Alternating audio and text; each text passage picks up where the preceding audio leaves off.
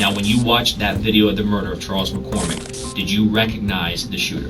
Yes, sir. Who was the shooter in that video? Hakeem Robinson. Your son, Hakeem Robinson. Yes, sir.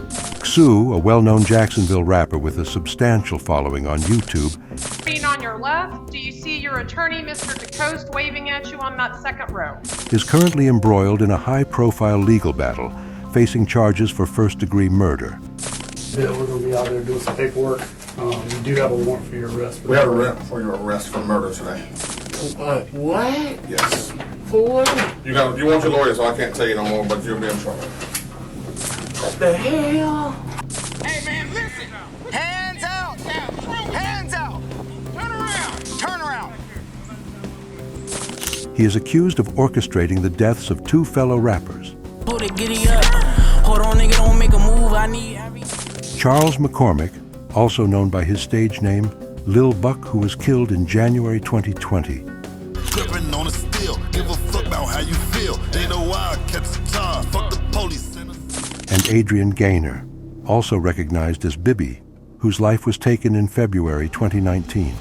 Hakeem Robinson Sr. agreed to testify against his own son for the state. The case takes an intriguing turn as Ksoo's father, Abdul Sr., is testifying against him, not driven by a moral stance or legal obligation, but seemingly due to his own entanglements with the law. Ksoo says Abdul Robinson ran a crime family centered around drugs for decades. Abdul Robinson was charged with helping his son escape after the murder of McCormick Jr. There's many names for ATK. Ace's Top Killers is one, but it's led by a man named Abdul Robinson, who's been a central crime figure in Jacksonville for probably the last 30 years plus.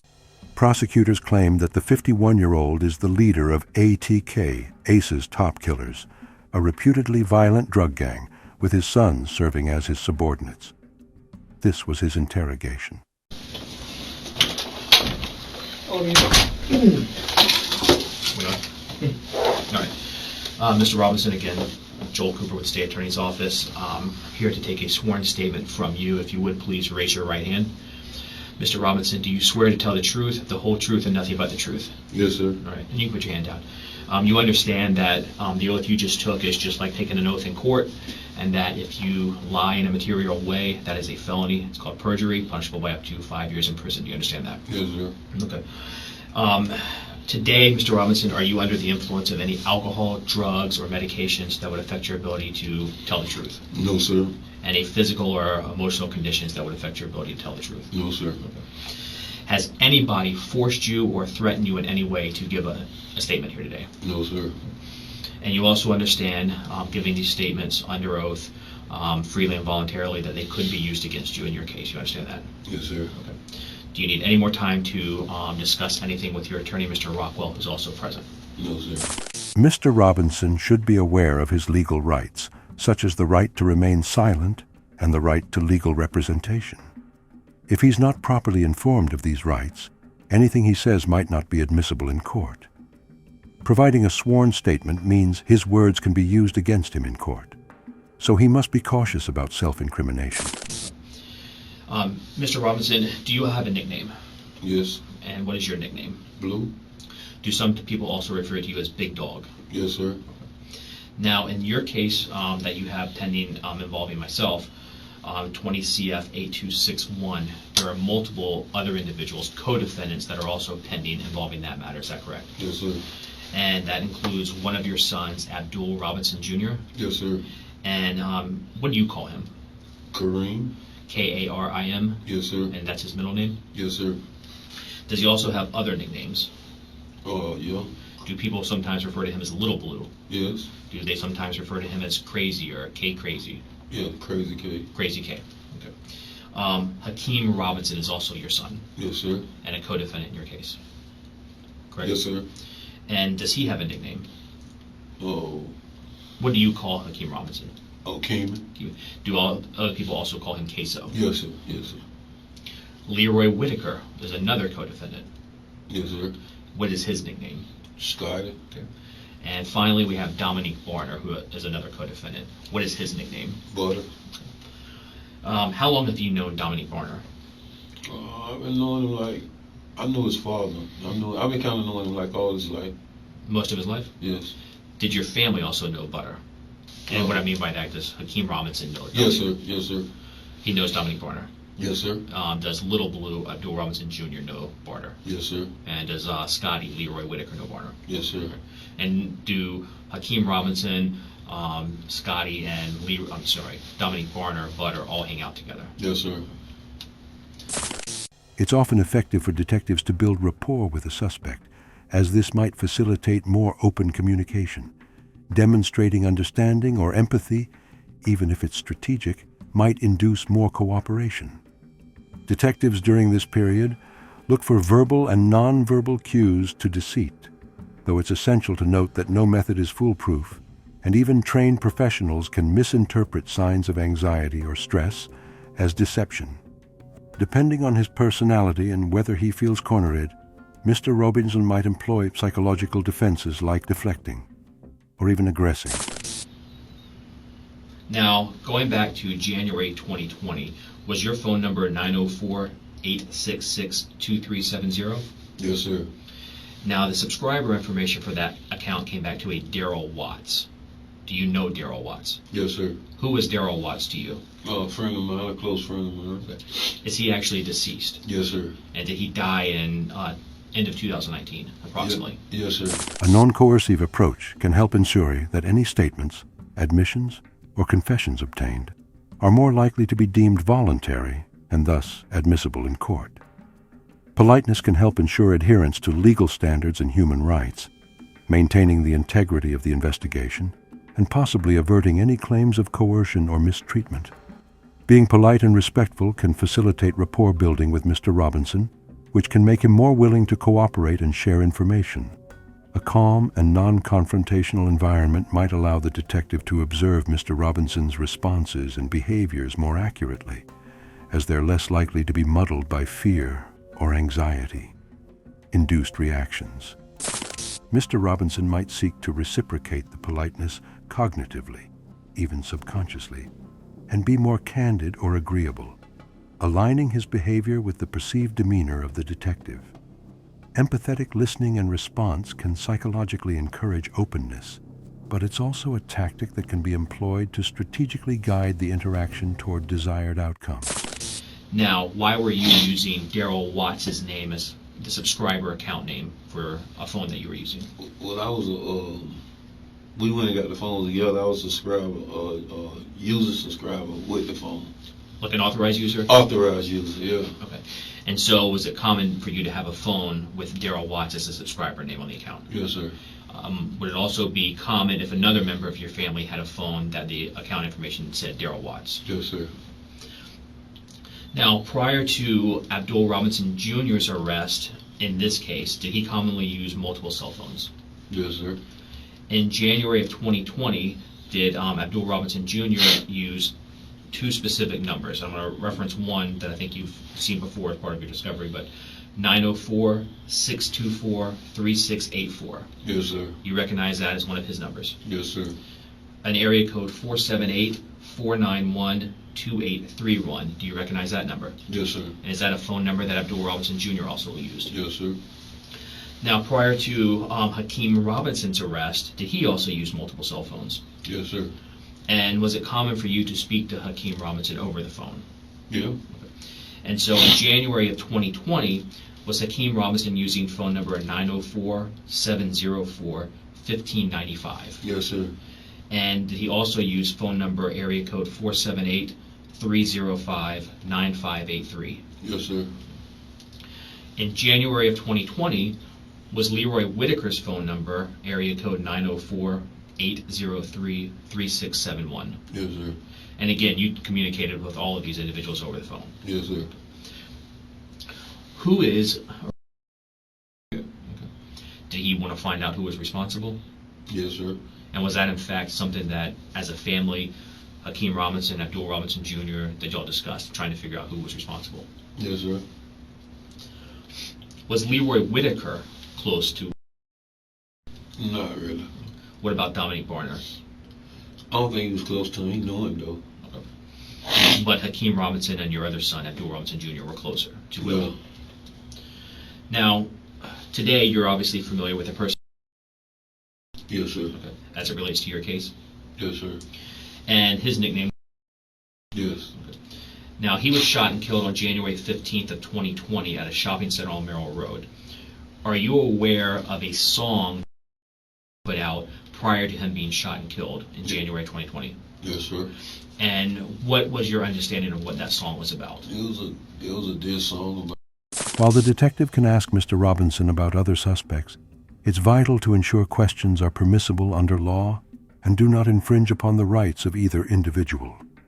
The detective must cautiously utilize any obtained information, ensuring it is corroborated and validated before acting upon it, as it may be strategically altered or entirely false.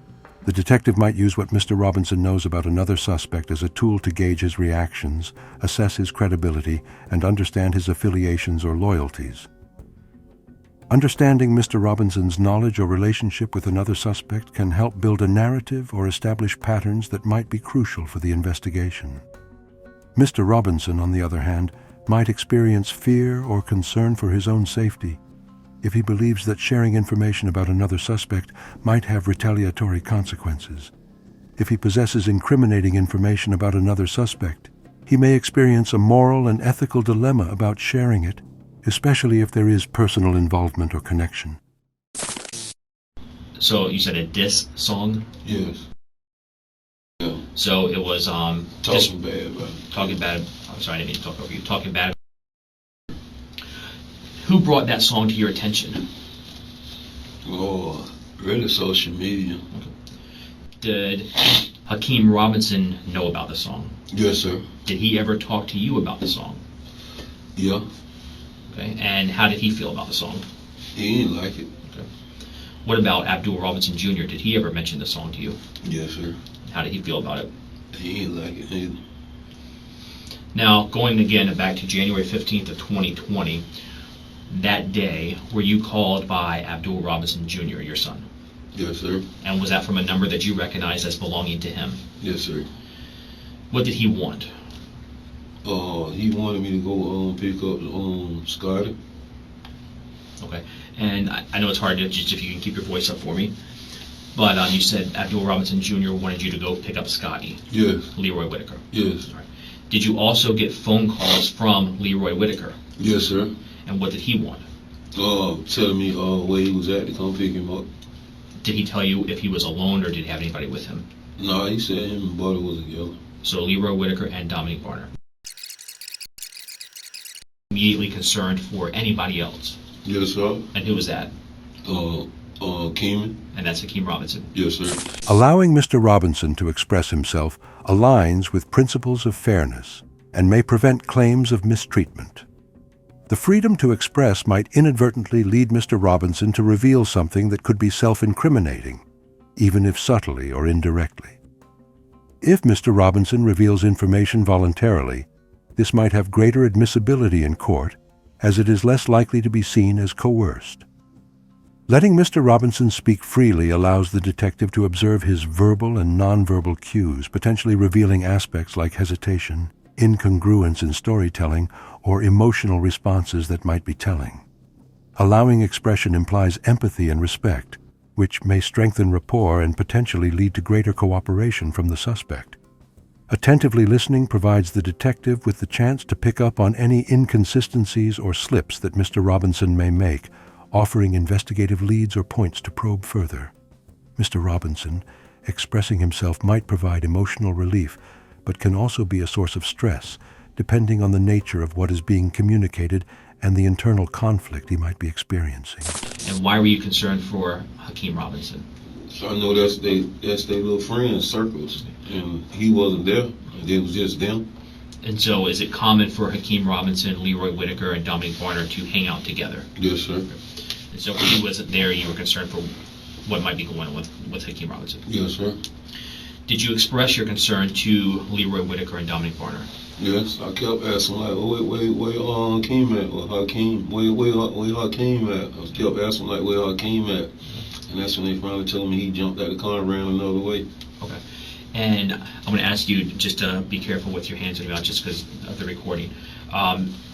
Who told you that Did both Leroy Whitaker and Dominique Barner talk to you about the car that crashed? Yes. And what you mentioned just a moment ago that they said Hakeem Robinson got out of the car. Yes, sir. Tell me specifically what, did Dominique Barner say that to you as well? Both of them said it. Okay. What do you specifically remember them saying? That they crashed the car, the police chasing them, and Keem jumped out the car. They went one way, he went another way. Did they say whether or not Hakeem Robinson, Keemy, had anything with him when he jumped out of the car? Yeah, they say he had a gun with him. If Mr. Robinson is withholding information or being deceitful, having the chance to express himself might create internal conflict, where he must navigate his genuine emotions and the necessity to maintain a facade. Knowing that the detective might be aware of his withholding can escalate fear and anxiety, affecting his behavior and responses. Feeling heard might foster a sense of trust toward the detective, potentially influencing his willingness to share more information. That said, the detective must remain within legal boundaries, ensuring that any strategy used to extract withheld information doesn't infringe upon Mr. Robinson's rights or enter into coercive territory. It's essential to ensure that the means employed to extract information don't compromise its reliability and admissibility in court. Did Leroy Whitaker and Dominique Barner mention to you if anything had been left behind in the car after it crashed? Yep, they said they left a gun in the car behind. Okay. And did Leroy Whitaker and Dominique Barner tell you anything about what may have transpired or was going to transpire before the crash? Before the... Yeah, let me rephrase that. Before the car crashed, did Dominique Barner and Leroy Whitaker say anything about what someone in the car maybe was going to do as they fled from the police? Oh, yeah, shoot at the police. And who was going to specifically be the one shooting? Keem. And hearing all of that information, were you still concerned for? Yeah. For yeah, I was very much concerned. In addition to that information, did you learn about being shot and killed? Yes, sir. And who told you that? Scotty explained to me that it was a guy that got shot. It was a little while back before this situation at a gas station that made the song. So Leroy Whitaker was explaining to you it was a person that had been shot once before? Yes, sir. And who shot him the time before? He did. Scotty? Scotty. And the reason was because of a song that he put out? Yes, sir. Right. And so when he told you that information, were you aware of who this person was? Yes, sir.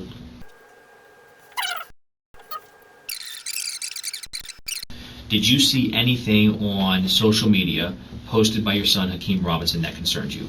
Yes, sir. And what was that specifically? It was they call it the story. It's on the story saying that killing the toes done. And was that depicting Hakeem Robinson? Say what? Did that, you said it was on the story, was that like Instagram story? Yeah, Instagram story. And was that something that was posted by Hakeem Robinson? Yes, sir. When you saw that, were you upset? Yes, sir. Did you try and reach out and speak to Hakeem Robinson? Yes, sir. And when you spoke to him, what did you tell him? I told him he need to take that down. Did he deny being involved when you told him to take that down? No. Now, as part of the discovery in this case, you've had an opportunity with your attorney to watch what I'll refer to as a dash cam video, a video that actually recorded the murder of Charles McCormick. Is that correct? Yes, sir. And you've watched that? Yes, sir. Now, when you watched that video, could you see what the shooter was wearing? Yes, sir. Could you see how the shooter ran? Yes, sir. How the shooter moved? Yes, sir. Did you also see the firearm that was used? Yes, sir. Right. Now, when you watched that video of the murder of Charles McCormick, did you recognize the shooter? Yes, sir. Who was the shooter in that video? Hakeem Robinson. Your son, Hakeem Robinson? Yes, sir. All right. And obviously he's your son, so you're very familiar with him. Yes, sir. Detectives must fact-check Mr. Robinson's claim of a conflict to validate its accuracy and relevancy. If verifiable, the revealed animosity could be used to establish a motive or connection between Mr. Robinson and the crime, subject to legal scrutiny. His statements about the co-suspect might be used to explore further leads and could also have implications for the co-suspect, intertwining their legal narratives. The authenticity of Mr. Robinson's emotions and the described incident would be assessed to understand if it's a genuine disclosure or a strategic diversion. The revealed conflict offers a new avenue to probe further, exploring potential underlying motives and establishing any links to the crime. For Mr. Robinson, sharing a personal conflict can be a source of relief, but might also be followed by regret if Mr. Robinson perceives it to have placed him in a vulnerable position. If he's strategic, pointing towards a conflict might be a way to shift suspicion towards the co-suspect and away from himself, especially if the conflict is embellished or fabricated.